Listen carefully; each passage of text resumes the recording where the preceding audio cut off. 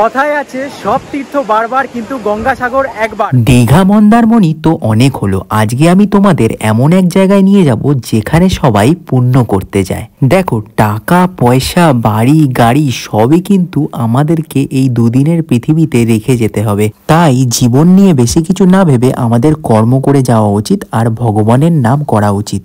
তাই তো আমি ভগবানের নাম নিয়ে চলে এলাম গঙ্গাসাগর, আর সামনেই কিন্তু গঙ্গাসাগর মেলা রয়েছে বন্ধুরা। তো ভিডিওটা একটু স্কিপ করো না, পুরোটা দেখতে থাকো।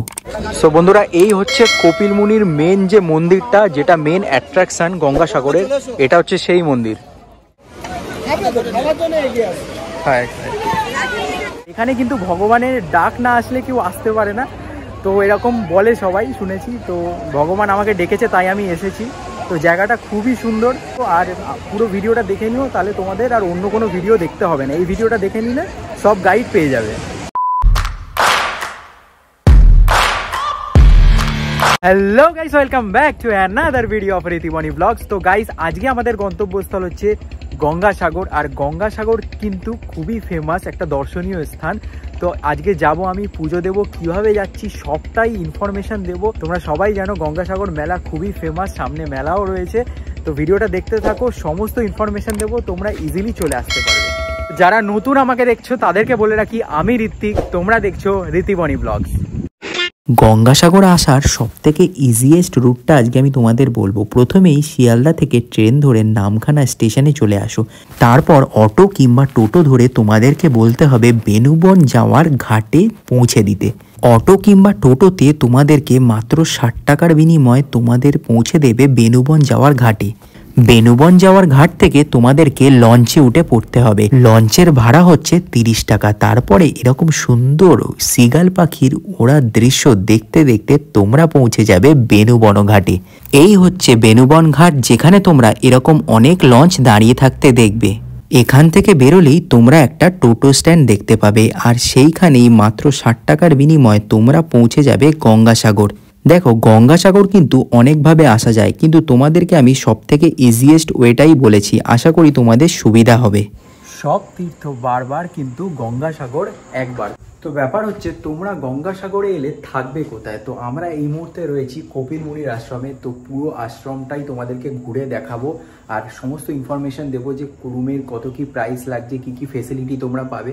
তো ভিডিওটা কিন্তু দেখতে থাকো, আমি সব কভার করবো। এই একটা ভিডিও দেখলে তোমাদের আর অন্য কোনো ভিডিও দেখতে হবে না, দেখতে থাকো। সো বন্ধুরা, এই রুম নাম্বার 42 হচ্ছে আমার রুম। দেখতে পাচ্ছ ছোটোর মধ্যে বেশ ভালোই রুমটা, একদম ঠিকঠাকই আছে। সো এই হচ্ছে ওয়াশরুম, দেখতে পাচ্ছ এখানে গিজারও রয়েছে, আর এখানে একটা বেসিনও পেয়ে যাবে তোমরা। এখানে একটা আয়নাও রয়েছে। তো ঠিকঠাকই আছে, আর কি চাই। ওখানে পৌঁছানোর পরই আমরা বেরিয়ে গেলাম সমুদ্র সৈকতের উদ্দেশ্যে। তোমরা যদি বন্ধুরা এরকম টোটো নাও, অবশ্যই কিন্তু বার্গেন করো, কারণ ওখানে টোটো অনেক উল্টোপাল্টা দাম বলে। তো বন্ধুরা, এই হচ্ছে গঙ্গাসাগরের সি বিচ সামনে। তো আমরা এখন যাচ্ছি, দেখবো পুরো সি বিচটা। এটা আমার ফার্স্ট টাইম গঙ্গাসাগরে ভিজিট। তো এখানে অনেক দোকান বসেছে, তোমরা দেখতে পাচ্ছ, শাঁখের দোকান আছে, শোপিস আছে বিভিন্ন। তো এখন যাই সমুদ্র সৈকতের দিকে, দেখি কেমন লাগছে। দেখো, এই হচ্ছে সমুদ্র সৈকত, দারুণ লাগছে দেখতে পাচ্ছ। সব মানুষ এখানে স্নান করছে। এটা একটা পুণ্যের জায়গা, মানুষ এখানে পুণ্য করতে আসে, তীর্থ করতে আসে। দেখো, সমস্ত পাপ নাকি খণ্ডন হয় এখানে স্নান করলে। কথায় আছে সব তীর্থ বারবার কিন্তু গঙ্গাসাগর একবার। তাই আজকে আমি গঙ্গাসাগরে, দেখতে পাচ্ছ অসাধারণ লাগছে। এটা আমার ফার্স্ট টাইম ভিজিট। দেখো সামনে আমি ঢেউ দেখাচ্ছি তোমাদেরকে, ভালোই ঢেউ রয়েছে এখানে।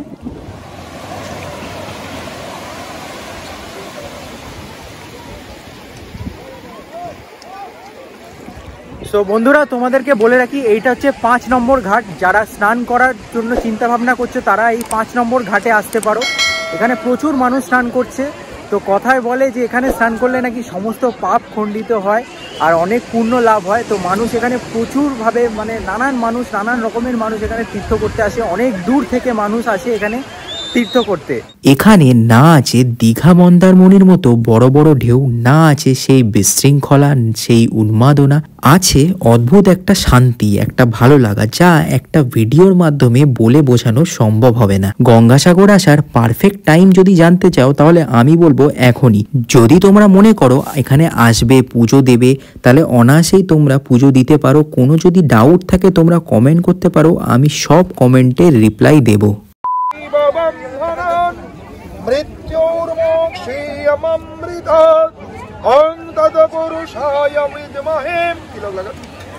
মহাদেবায় ধীমহি তন্নো রুদ্র প্রচোদয়াৎ। নমঃ হর হর মহাদেব পার্বতী পতে নমঃ শিবায় নমঃ। অনেকেরই একটা ডাউট থাকবে, এখানে আসবো, স্নান করব, কোথায় জামা কাপড় ছাড়বো। বলে রাখি, মহিলাদের জন্য এখানে জামা কাপড় ছাড়ার কিন্তু সুব্যবস্থা আছে, কোনো রকম কোনো চিন্তা করার দরকার নেই। বন্ধুরা, ভিডিওটা যদি ভালো লাগে তো চ্যানেলটাকে সাবস্ক্রাইব আর ভিডিওটাকে লাইক করে দিও। তো বন্ধুরা, তোমাদেরকে একটা ইনফরমেশন দিয়ে রাখি, যদি তোমরা ভাবো যে মেলার টাইমে আসবে, এখানে মেলা শুরু হয় জানুয়ারির 14 তারিখে। আর এখানে কিন্তু ভগবানের ডাক না আসলে কেউ আসতে পারে না, তো এরকম বলে সবাই, শুনেছি। তো ভগবান আমাকে ডেকেছে তাই আমি এসেছি। তো জায়গাটা খুবই সুন্দর, তো তোমরা অবশ্যই এখানটায় এসো আর পুরো ভিডিওটা দেখে নিও, তাহলে তোমাদের আর অন্য কোনো ভিডিও দেখতে হবে না। এই ভিডিওটা দেখে নিলে সব গাইড পেয়ে যাবে।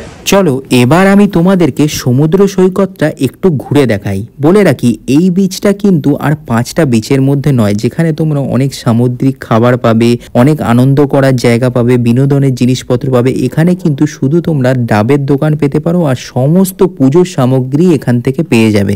এখানে আসলে তোমরা দেখতে পাবে বিভিন্ন মানুষ বিভিন্ন রকমভাবে ভগবানকে ডাকছে, তাদের প্রার্থনা জানাচ্ছে। তাছাড়াও তোমরা অনেক দরিদ্র মানুষকেও এখানে দেখতে পাবে। চেষ্টা করো সামর্থ্য অনুযায়ী তাদের কিছু সাহায্য করার।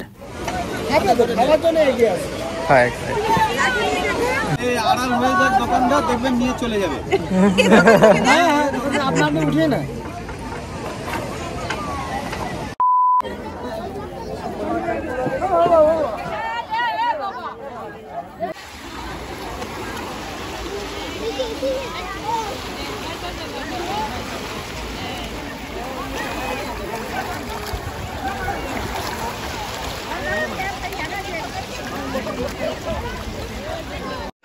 আশা করি তোমাদেরকে সমস্ত ইনফরমেশন দিতে পারছি।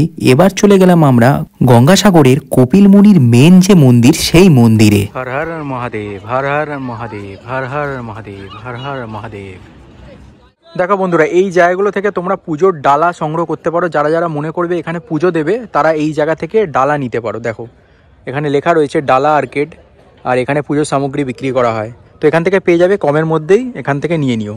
গঙ্গাসাগরের অন্যতম মেন আকর্ষণ বলা যায় এই কপিলমুনির মন্দির, এখানে আসতেই হবে। বন্ধুরা, এই হচ্ছে কপিলমুনির মেন যে মন্দিরটা, যেটা মেন অ্যাট্রাকশন গঙ্গাসাগরের, এটা হচ্ছে সেই মন্দির। দেখো বন্ধুরা, এই মন্দিরের ভিতরে কিন্তু ভিডিও করা অ্যালাউ নেই। আমি যথেষ্ট কষ্ট করে বকা খাওয়ার পর এই ভিডিওগুলো করতে পেরেছি। জয় শ্রীরাম, জয় শ্রীরাম, জয় শ্রীরাম, জয় শ্রীরাম। এই মন্দিরে গেলে কপিল মুনির যে মূর্তি সেটা তো দেখতে পাবেই, তাছাড়া তোমরা বজরংবলীকে পেয়ে যাবে, রাধা কৃষ্ণকেও এখানে দেখতে পেয়ে যাবে, তাছাড়া মহাদেব, মা কালী, এদেরকেও তুমি এখানে দেখতে পাবে। তাছাড়াও মন্দিরের বাইরে তোমরা দেখতে পাবে অনেক সাধুদের। এবার তাদের কাছে তোমরা যাবে কি না যাবে সেটা সম্পূর্ণ তোমাদের উপর, তারা কিন্তু তোমাদেরকে দেখলেই ডাকবে। One eternity later.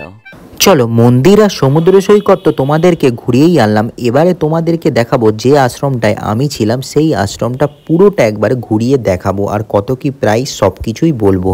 দেখো, গঙ্গাসাগর বেড়াতে এলে এখানে থাকার জন্য অনেক আশ্রমই তোমরা পেয়ে যাবে, কিন্তু আমি ছিলাম এই কপিল কুটির আশ্রমে। এই আশ্রমে কিন্তু তোমাদের আলাদাই একটা শান্তি অনুভব হবে, আর আশ্রমটাও খুবই সুন্দর, আর রুমের প্রাইসও কিন্তু রিজনেবল। আমি ভিডিওর ডেসক্রিপশানে আশ্রমের নাম্বার কিন্তু দিয়ে দেবো, তোমরা চাইলে ওখান থেকে কন্ট্যাক্ট করে নিতে পারো। আর তাছাড়াও এখানে একটা মন্দিরও তোমরা পেয়ে যাবে, এবং এখানে খুব সুন্দর একটা পুকুর তোমরা পাবে। তোমরা চাইলে সকাল সকাল সেই পুকুর থেকেই স্নান করে নিতে পারো। আর এই ছিল সেই পুকুর। দেখতে পাচ্ছ চারপাশের পরিবেশটা অসম্ভব সুন্দর, একটা গ্রাম বাংলার পরিবেশ তোমরা পেয়ে যাবে। আর তাছাড়াও আশ্রম থেকে বেরিয়েই 10 টাকার বিনিময়ে তোমরা পেয়ে যাবে একদম একদম নির্ভেজাল তাজা খেজুরের রস, যে খেজুরের রস কিন্তু তোমরা সচরাচর শহরাঞ্চলে পাবে না, একমাত্র গ্রামেই পাওয়া যায় এসব। তো বন্ধুরা, তোমাদেরকে কালকে পুরো গঙ্গাসাগরটা ঘুরিয়ে দেখালাম। তোমাদের কেমন লাগলো তোমরা কমেন্ট করে জানাও, আর ভিডিওটা যদি ভালো লাগে তো লাইক শেয়ার সাবস্ক্রাইব অবশ্যই করে দিও। দেখা হচ্ছে নতুন একটা ভিডিওর সাথে।